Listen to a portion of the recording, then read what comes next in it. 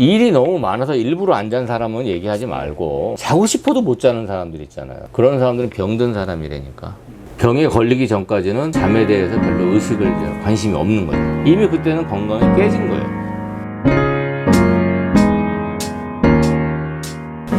안녕하십니까, 닥터밸런스입니다. 잠자는 자세하고 관절 건강에 대해서 조금 이제 질문들이 많아서 말씀드릴까 합니다. 전혀 다치거나 뭐 특별한 원인이 없는데 자고 났는데 목이 안 돌아가거나 자고 났는데 허리를 못 펴고, 우리가 잠자는 시간은 휴식 시간이죠. 모든 세포가 낮에 스트레스 받았던 세포들이 휴식을 취해서 새로 에너지를 찾는 시간이란 말이죠. 우리 척추는 보통 이제 그 경추, 흉추, 요추가 이렇게 S라인이 나오게 돼 있어요. 해부학적으로. 요새 스마트폰을 본다든가 핸드폰을 본다든가 운전을 한다든가 하다 보면 목이 이렇게 일자목, 거북목이 많이 되거든요. 그럼 잠자는 동안만이라도 정상적인 C커브를 살려줘야 된다. 경추베개라고 시중에 나온 지 꽤 오래됐는데 이런 스타일의 경추베개가 제일 무난합니다. 이 경추 부위가 살짝 더 올라와 있어요. 잠자는 동안에 이렇게 C자가 되게끔. 또 옆으로 잘 때도 두툼하기 때문에 바닥하고 뺨의 높이가 틀어지지 않게 가장 무난하게 제가 추천할 수 있는 그런 베개 모양입니다. 우리가 이제 누워 있으면 허리가 이렇게 손을 집어넣으면 약간 떠 있어요, 바닥에서. 이런 자세로 자게 되면 이 허리가 잠자는 자세 동안 이 근육이 쉬지를 못해요. 그래서 이제 무릎을 살짝 구부려주면 허리가 땅에 닿게 되거든요. 이제 옆으로 잘 때는 어떻게 하느냐? 무릎과 무릎 사이에 쿠션을 고인다든지 이불 같은 걸 좀 말아가지고 이런 자세로 이렇게 옆으로 잘 수 있게 잠자는 자세 동안 척추의 정상 커브가 유지되도록 이런 식으로 자는 게 제일 좋다 이거죠. 경추벽에를 이렇게 이제 목을 C자로 만드는 게 또 하나 이제 좋은 이유가 뭐냐면, 일상생활 중에는 심장의 압력과 이 뇌혈관의 압력이 차이가 나겠죠. 이게 뇌가 더 높이 있으니까. 베개를 높게 베거나 하게 되면 잠잘 때나 활동할 때나 뇌가 심장보다 올라가 있거든요. 이렇게 되면 뇌혈관이 심장의 압력을 똑같이 전달을 못 받죠. C자 커브로 경추베개를 쓰고 자면 심장의 혈압과 뇌혈관의 혈압이 거의 비슷해지는 거죠. 그러니까 잠자는 동안에 내 몸에서 일어나는 혈압을 뇌혈관이 이제 적응하게끔 만드는 거예요. 그 옛날 사람들은 이 베개를 높게 베는 습관들이 있어가지고 뇌출혈 환자가 굉장히 많았어요. 왜냐하면 뇌가 항상 작은 압력을 받는 거에 익숙해져 있으니까 이 혈압이 조금만 올라가게 되면 이 혈관이 못 견디는 거죠. 이런 이유 때문이라도 똑바로 자서 뇌혈관의 압력과 심장의 혈압의 압력이 거의 균등하게 이게 유지시켜주는 게 좋겠다. 그러면 자세가 좋은데 난 잠이 잘 안 든다. 눕자마자 금방 자는 사람도 있지만 잠을 뒤척거리고 잠을 잘 못 잔다. 수면을 유도 잘 못하는 거죠. 그렇다고 수면제를 먹을 정도로 심한 건 아니고. 왜 그러겠어요? 스트레스 받았던 뇌파가 긴장된 상태로 있기 때문에 안정된 뇌파로 떨어지지 못하는 거예요. 안정된 뇌파로 떨어뜨려주는 간단한 요령을 제가 몇 가지 설명드릴게요. 밥을 많이 먹거나 그러면 배가 부르면 약간 졸음이 오죠. 식곤증이라 그러는데, 밥을 많이 먹게 되면 뇌에 있는 혈류가 소화를 시키기 위해서 아래로 내려가죠. 복부 쪽에 혈액순환이 좋아지게 되면 뇌의 긴장이 조금 이완될 수 있다는 거죠. 그래서 그 방법으로 제일 이제 간단한 게, 자기 배꼽하고 그 아래 치골이라고 뼈가 있어요. 골반뼈. 그 사이를 한 3등분 정도 나눠가지고 이 손 두 개로 누운 상태에서 꾹 눌러보면 특히 더 아픈 부위가 나올 거예요. 하루 종일 생활하는 동안에 배가 눌릴 거 아닙니까? 앉아있거나 서있게 되면 이 근육이 긴장을 하게 돼 있어요. 복벽근을 이완시켜주게 돼도 뇌파의 긴장성이 좀 이완될 수 있어요. 두 번째로는 이제 복식호흡을 하는 게 제일 좋은데, 복식호흡 어떻게 하냐고 이제 물어보는 사람들이 많아요. 숨을 들이셨을 때 배가 이게 불룩하게 나올 정도로 들이마셨다가 천천히 내쉬고, 또 천천히 들이마셔서 배가 불룩하게 나왔다가 내쉬고, 이런 식으로 한 3번만 하셔도 긴장이 조금 완화가 됩니다. 세 번째로는 핫백을 아랫배에 올려놓게 되면 복부 안에 있는 대동맥이 확장이 되면서 혈액순환이 좋아지니까 뇌에 몰렸던 혈류가 하복부로 몰리면서 뇌의 긴장 상태가 줄어들 수 있어요. 그 다음에 이제 마지막으로 눈을 감은 상태에서 자기 시선을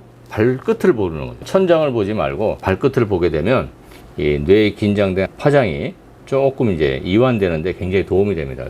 잠자기 전에 지금 말씀드린 대로 복부를 눌러준다든지 복식호흡을 한다든지 핫백을 한다든지 시선을 발끝을 본다든지 이 4가지만 하셔도 하루 중에 스트레스 받았던 뇌파가 편안한, 용어를 쓰게 되면 뇌파가 이제 뭐 알파, 베타, 감마 있고, 그 다음에 잠자기 들기 전에 들어오는 세타파, 즉 깊은 수면에 들어오는 이제 델타파 이렇게 나누거든요. 베타, 감마의 긴장된 파장을 알파파 이하로 떨어뜨리는데 지금 같은 방법들이 도움이 될 수 있다 이렇게 말씀드릴 수 있습니다. 특히 이제 그 고혈압이 있거나 그 심장박동수가 굉장히 빨리 뛰는 사람들, 그런 분들은 잠자는 동안에 뇌파의 긴장을 줄여주게 되면 혈압 관리라든가 빈맥 이런 것들도 도움을 받을 수 있다 이렇게 말씀드릴 수 있습니다. 편안하게 자고 싶어도 일단 몸이 그냥 막 굴러다니다 보니까 그게 아까도 이제 얘기했는데 방을 뺑뺑뺑뺑 돌아다니면서 자고 뭐 앉았다가 누웠다 옆으로 잤다 뭐 별 자세를 다 취하고 잤는데 이 생각이 너무 많은 사람들 아니면 이제 두뇌 근로자들 뇌가 너무 복잡한 거예요. 편안하게 안정시켜서 잠을 자야 되는데 그 상태에서 자기도 모르게 몸을 막 움직이게 되는 거예요. 명상요법이라든가 기공수련 이런 걸 하면서 뇌파를 자기 전에 이렇게 편안하게 떨어뜨려 놓으면 험한 잠버릇이 좀 줄어들더라고요. 무의식적으로 자꾸 느껴서 고칠 수 있게 이렇게 유도를 해주는 게 더 좋을 것 같습니다. 저만 그런 게 아니라 저희 애들도 잠을 상당히 험하게 드는 저희 아버지도 좀 그랬고 저도 그렇고 제 동생도 아주 뭐 심지어 자다가 걸어 다닐 정도로 공익병 아닌가?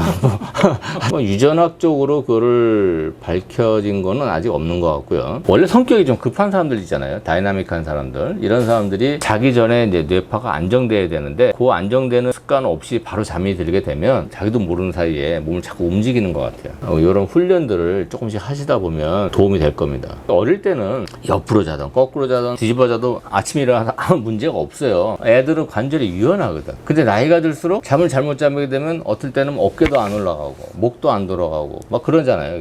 그게 결국은 에이징 프로세스인데 노화 현상에 따라서 관절, 근육, 힘줄, 인대 뭐 이런 것들이 다 점점 뻣뻣해지는 거예요. 그래서 이제 그런 거를 이제 부드럽게 하는 운동들이 굉장히 좋은 거죠. 수면을 유도하는 체조 중에 자기 전에 이제 스트레칭 같은 걸 좀 하고 자라는 이유도 일맥상통한 거예요. 자기 전에 충분한 스트레칭을 해서 몸을 이완시킨 상태에서 잠을 들게 되면 당연히 긴장된 상태에서 잠을 자는 것보다 훨씬 더 깊은 잠을 잘 수도 있고 잠자는 자세도 바른 자세를 유지할 수 있다는 거죠. 현대인들이 과연 얼마나 그거를 자기 전에 하는 사람이 몇이나 됐는지. 이완이 목적이라면은 술을 한 잔 마시는 거는 어떨까요?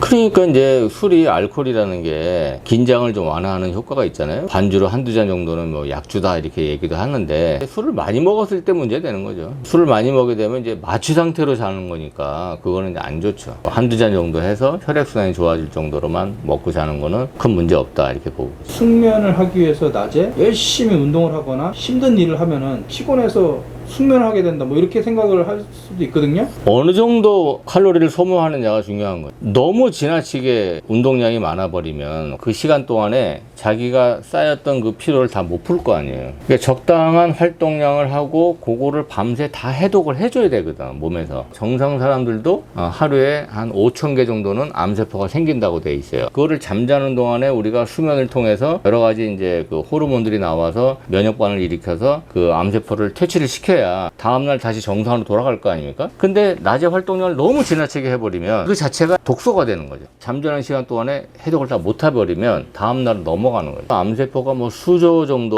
쌓이고 하면 조그맣게 보일까 말까 한다고 그렇게 보통 얘기들 해요.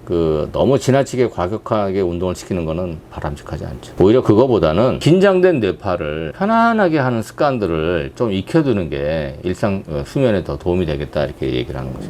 TV를 켜놓는다든지 불 켜고 자는 사람, 쉽게 말해서 옆에서 코 고는 사람이 있다고 생각을 해보세요. 잠을 깊게 잘 수 있겠어요? 못 잔단 말이에요. 하다못해 거의 사경을 헤매는 사람도 무의식 중에서 다 주변에서 얘기하는 걸 다 듣는데 멀쩡한 사람이 잠자는 시간 동안에 모니터 켜놓고 텔레비 켜놓고 자면 당연히 숙면 못 취해요. 잠자는 시간만 해도 좀 조용하고 밤은 쉬라고 만든 거거든. 밤에 일하시는 분들 있어요. 밤에 야간 근로 하시는 분들 낮에 주무시고 건강에 좋을 수가 없어요. 왜냐면 생체 리듬 자체가 밤에 이제 멜라토닌도 나오고 해서 잠도 자고 성장 호르몬도 나오고 해서 피로를 회복하고 독소를 해독을 해줘야 되는데 잠자는 시간 내에 그거를 제대로 못 하게 되면 몸의 균형은 깨져버리는 거죠. 조용히 깜깜하게 하고 잘 때 불안해서 못 자는 건 왜 그런 거예요? 그게 아까 말한 뇌파 훈련이 안 된 거예요. 명상 수련을 좀 하잖아요. 이 눈을 감아도 눈동자가 정면을 향하는지 땅을 향하는지에 따라서 뇌파가 틀려져요. 그래서 이제 명상할 때는 항상 시선을 땅을 보라는 이유가 땅을 쳐다봐야지 뇌파가 안정된다는 거예요. 그러니까 뇌파를 좀 안정시키는 거를 자꾸 해서 그게 좀 적응이 되잖아요. 너무 편해요. 그게 인체의 밸런스라는 거는 수면하고 운동하고 먹는 거 요 세 가지거든요. 이게 아무리 좋은 음식 먹고 아무리 좋은 운동을 해도 잠을 못 자면 건강할 수가 없는 거예요. 이 세 가지는 뗄래야 뗄 수 없는 그런 균형을 유지를 해야 된다.